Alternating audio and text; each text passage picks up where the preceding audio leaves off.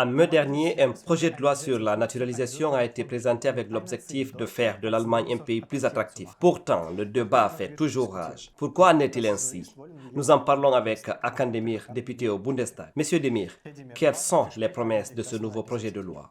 D'une part, pas besoin d'attendre 8 ans pour se faire naturaliser, mais seulement après 5 ans, voire 3 ans dans certains cas.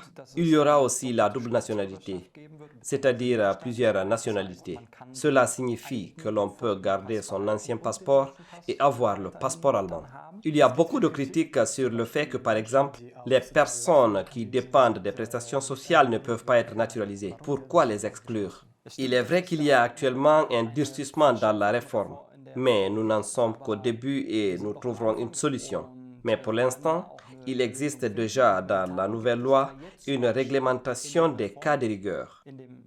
Mais ce n'est pas toujours très bien, parce que c'est une réglementation des cas de rigueur et parce qu'elle est destinée à des personnes particulières. Et je souhaiterais déjà que nous inscrivions très clairement dans la loi que les personnes qui s'occupent d'autres personnes, les personnes handicapées ou qui doivent être soignées, que ces personnes aient en principe aussi la possibilité de devenir des citoyennes allemandes. Et qu'en est-il des parents isolés qui ne peuvent par exemple pas travailler à temps plein? Y a-t-il quelque chose de nouveau pour eux dans la loi? Nous devons en discuter plus en détail. Nous avons bien sûr ce grand point de la garantie des moyens de subsistance pour toutes les personnes.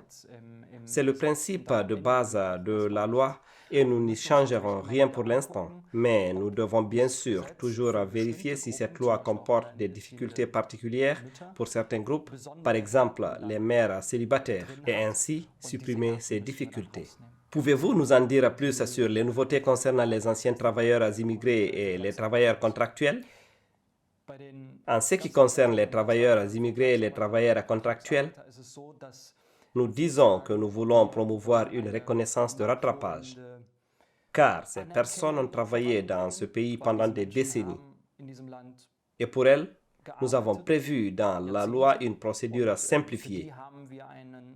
Cela signifie que ces travailleurs n'ont pas besoin de suivre un cours de langue,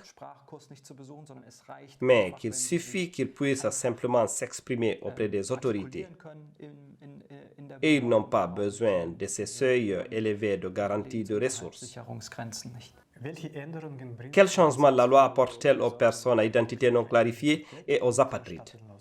Pour les apatrides dont l'identité n'est vraiment pas clarifiée, les personnes dont nous ne savons pas concrètement qui elles sont ou de quel pays elles viennent, il faut trouver une solution. Nous n'avons pas encore de solution pour eux dans ce projet de loi, mais il faut aussi voir ce problème en dehors du droit de la naturalisation, car nous avons aussi ce phénomène de clarification de l'identité pour les titres de séjour normaux. Et là, nous aurions besoin d'une réglementation pour tous. Dans la pratique, les personnes qui ont déposé leur demande de naturalisation attendent déjà depuis 2 ans. Comment les autorités comptent-elles réduire et maîtriser ce temps de traitement? Oui, nous avons déjà une disposition de la loi dans laquelle nous disons qu'une personne peut avoir une double ou une triple nationalité. Cela entraînera déjà une certaine réduction du temps, parce que nous ne vérifierons plus. Nous ne regarderons plus si la personne a encore un passeport ou non, et ainsi de suite. Cela réduira déjà le temps. Sinon, il est important que les autorités des 16 États fédérés engagent plus de personnel et passent à la digitalisation. Il y a déjà beaucoup de personnes qui ont été naturalisées. Si la loi est adoptée, pourraient-elles récupérer leur ancienne nationalité qu'elles ont abandonnée?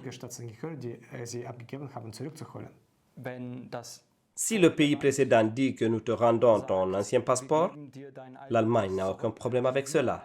Dans ce cas, la double nationalité s'applique. Et pour les autres qui ont fait une demande maintenant, cela dépend de la date à laquelle ils reçoivent finalement les documents dans la main. Mais il faut que la loi entre d'abord en vigueur, d'où la nécessité de faire attention. Il ne suffit pas d'adopter la loi, mais il faut qu'elle entre effectivement en vigueur. Il y a toujours 3 à 4 mois pour que les autorités puissent s'adapter à la loi, et ensuite elle entre en vigueur. Oui, merci beaucoup, Monsieur Demir. La prochaine étape sera l'examen de la loi au Bundestag. Nous vous tiendrons au courant.